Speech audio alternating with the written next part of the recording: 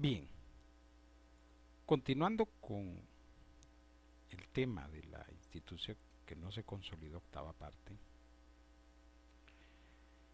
y saliendo ya del preámbulo de la misma y tratando de eh, enseñar las doctrinas del Mesías,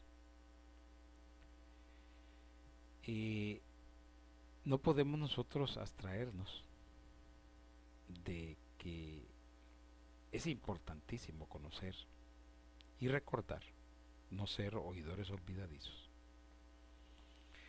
de la doctrina del Mesías Jesús. Por eso nuevamente traigo a su recuerdo la advertencia del Mesías Jesús para que no la olviden o no la olvidemos y la atesoremos en nuestro corazón. Leamos en Marcos capítulo 13 versículo 5 lo siguiente. Jesús, respondiéndoles, comenzó a decir: mirad que nadie os engañe. Estas palabras parecieran que se han perdido a través de los tiempos. Y lo peor de todo es que esas palabras, esa advertencia enviada para todos los tiempos, fue olvidada, desatendida y sobre todo inobservada por los muchos creyentes a través de los tiempos. Y hoy en día particularizamos estas palabras, esta advertencia, con un propósito sin igual, que permita que todos aquellos que las lean o que las oigan, que las observen y que las guarden, y que les permita escapar de los engaños de Satanás. Es un problema serio el que la Iglesia de Dios ha encontrado en la actualidad, porque la mayoría de personas, además de estar engañadas, no observan las doctrinas del Mesías y no conocen siquiera la predicación de la buena noticia del reino. Y eso sí es delicado, porque hay serios problemas con relación a las enseñanzas del Mesías. Esta falsa doctrina que no dejó consolidar la institución es la predestinación paulina y calvina, o mejor dicho, las locuras paulinas y las contralocuras calvinas.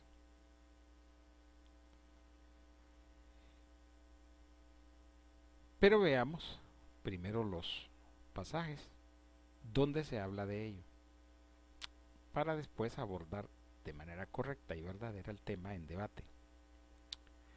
Así que leamos en Efesios lo siguiente. Efesios 1:4 dice: según nos escogió en él antes de la fundación del mundo, para que fuésemos santos y sin mancha delante de él. Y en Efesios 1:11 se lee lo siguiente: en él asimismo tuvimos herencia, habiendo sido predestinados conforme al propósito del que hace todas las cosas según el designio de su voluntad.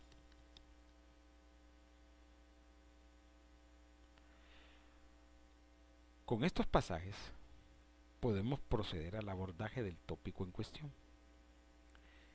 Primero, estableceremos un marco referencial que nos permita analizar, comprender y situar en contexto lo que tiene que ver con la falsa doctrina de la predestinación. Es por ello que estableceremos lo siguiente como una verdad única para la Iglesia de Dios y para la doctrina que maneja. Este es el principio que rige la fe. Dios es creador de la fe. Bajo su poder y autoridad se rigen todos los principios espirituales y materiales. Continúa en rango y poder el Mesías Jesús con el Espíritu Santo. de Dios. De ahí, para efectos de la fe y la doctrina, las enseñanzas de los apóstoles siguen para abajo, siempre y cuando no hayan sido desautorizadas por Dios mismo o el Mesías Jesús. ¿Qué pretendemos nosotros enseñar? ¿O qué nos gustaría o qué le gustaría a la Iglesia de Dios transmitir? Normalmente las personas tienen como una verdad sin discusión que si un apóstol determinado escribió algo, pues eso es así, porque consideran que esa es palabra de Dios. Un estudioso de la Escritura sabe que para que algo escrito adquiera esa calidad, tiene que cumplir con una serie de requisitos. Pero no son los requisitos de a mí me parece, eso creo, eso pienso. O lo dice un predicador, lo dice un profeta, entre comillas, lo dice un maestro, un sacerdote, un obispo o cualquier otro religioso. Porque, como ha quedado demostrado en las Escrituras, en los tiempos del Mesías también habían distintos estudiosos de la Taná y de la Torá, y no por eso ellos eran la autoridad. Prueba de ello es todo el mensaje que el Mesías Jesús dejó plasmada en las buenas noticias. Entonces, pretender que alguien quiera pasar una declaración de un apóstol como palabra de Dios, para la iglesia está bien complicado. Porque si no cumple los requisitos fundamentales que constituyen la voluntad inequívoca y única de Dios, pues no se considera entonces la declaración del apóstol determinado como verdad de Dios. Entonces, lo que queremos decir en grado de prelación de poder es que hay una autoridad originaria. Esa autoridad originaria es Dios mismo. De ahí, en menor grado, empieza la autoridad del Mesías. Y después continúa la de los apóstoles. Pero dejamos salvado ese pequeño efecto, que esa autoridad solo va a ser respetada siempre y cuando no haya sido desautorizada por el mismo Dios o por el Mesías Jesús. Y eso ocurre en cualquier lado, ¿va? Usted va a un determinado lugar y aparece alguien que dice una cosa, pero si hay un superior de él, él puede desautorizarlo, y si le dijo que no, pues él le puede decir que sí. Porque es un asunto de poder y es un asunto de autoridad. Sería interesante estudiar los postulados del poder y la autoridad para que entendamos cómo en las escrituras ha ido funcionando esto, ¿va? Entonces, el propósito de esta enseñanza es que usted tenga clara, pero muy clara, cómo hay una prelación de poder. ¿Quién goza de todas las prerrogativas y quiénes las van perdiendo a medida va para abajo ese poder y esa autoridad? Y esto tiene un sentido. El sentido es que usted no dé como un hecho, como una verdad, que solo porque lo escribe Pablo, porque lo escribió Pedro, o porque lo escribió Juan, o porque lo escribió otra persona, eso es la voluntad de Dios. Eso no es así. Porque en las escrituras en la medida que usted vaya estudiando, va a ir descubriendo de que Pablo decía una cosa y venía el Mesías y lo desautorizaba, o venía Dios y lo desautorizaba. Y ha generado una serie de controversias porque hay un montón de gente que sigue ciegamente los designios y las declaraciones y las doctrinas paulinas, o las de cualquier otro. Aunque la iglesia va a demostrar en su momento, en la medida que se vayan desarrollando los estudios, cómo estos apóstoles que debieron de dedicarse a consolidar las instituciones que tenían en su mandato hacer, pues en algunos casos, no en todos, en algunos casos pues terminaron creando una gran confusión, que esa es la que nos tiene en problemados hasta el día de hoy, con una cosa grosera y una cosa dramática.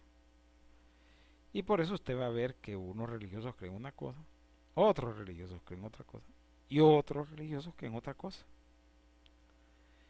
Y todo es producto del engaño, de la mentira y de la confusión religiosa.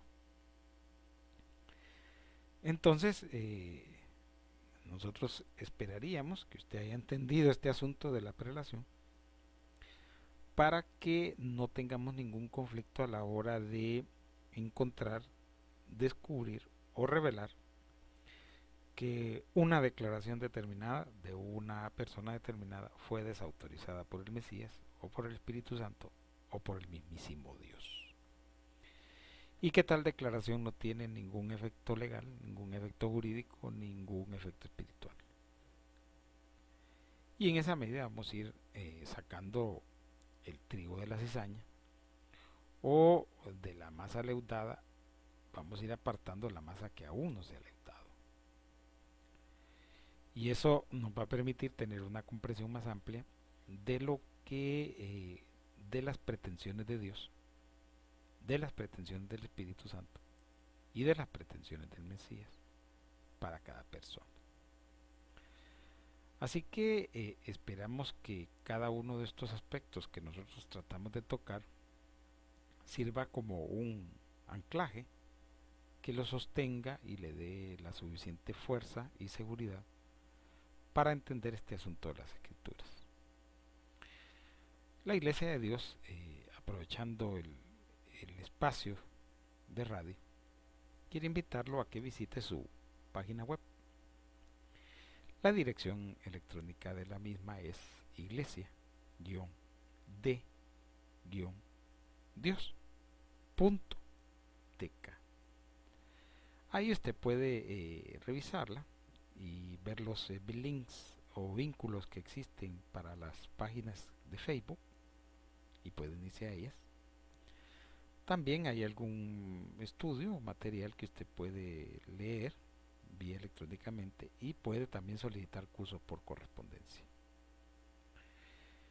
De igual manera también le invitamos a escribirnos y el correo electrónico para tal efecto es laultimaiglesia@gmail.com. Ahí usted nos puede enviar sus inquietudes, sus interrogantes, sus preguntas, sus comentarios y sus dudas de su fe. Con todo gusto haremos lo posible por atenderlas. De antemano, muchas gracias por la atención prestada.